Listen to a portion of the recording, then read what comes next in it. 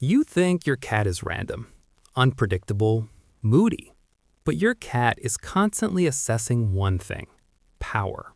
Not dominance in the dramatic sense, but control of space, control of attention, control of movement, control of access. Your cat understands hierarchy, and most humans don't even realize they're participating in it. Let's decode it.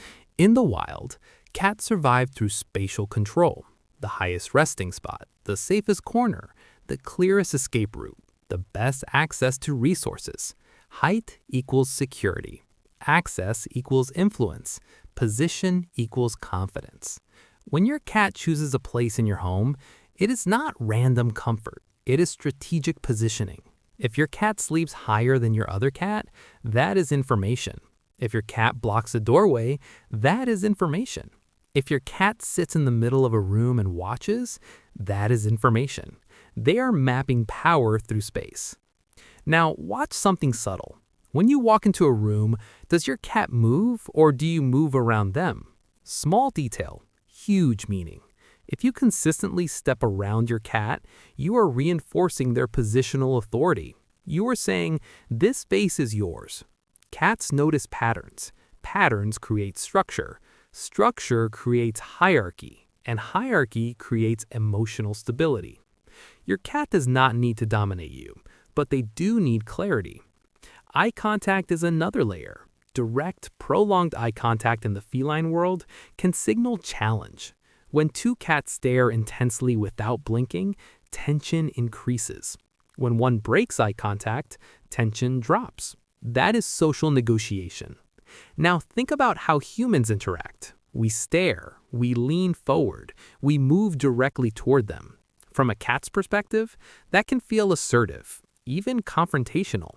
When your cat looks at you and slowly blinks, that is not submission. That is controlled vulnerability. They are lowering intensity. They are choosing peace. And if you slow blink back, you are speaking their language. That is mutual regulation. Not obedience, not dominance, balance. Now let's talk about access control.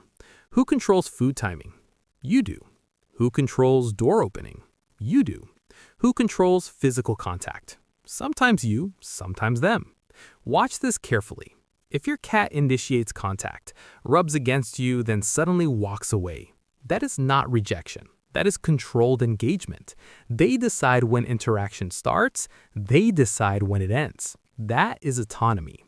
Cats value autonomy more than constant affection. And when you respect that autonomy, their trust increases. The paradox is simple. The less you chase their attention, the more they choose you. Because power in the feline world is not about force. It is about choice. In multi-cat households, hierarchy becomes easier to see.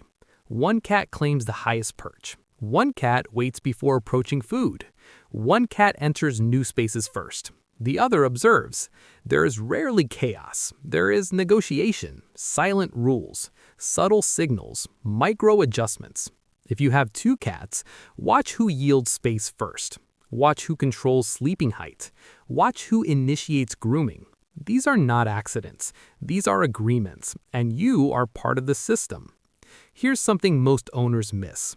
When you pick up your cat without warning, you are overriding spatial control. When you move their resting spot, you are shifting territory. When you interrupt grooming, you are breaking rhythm.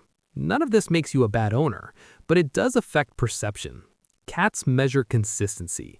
Predictability equals safety, safety equals emotional stability, and stability strengthens your bond. So how do you establish healthy authority without intimidation? You control resources calmly. You move slowly through shared space. You avoid stepping around them every time. You occasionally claim a seat before they do. You create structure, fixed feeding times, stable resting zones, clear boundaries. Authority in the feline world is quiet. It is not loud. It is not forceful. It is stable presence. When your energy is steady, your cat relaxes because they no longer need to test structure. Your cat does not want to dominate you. They want a predictable system.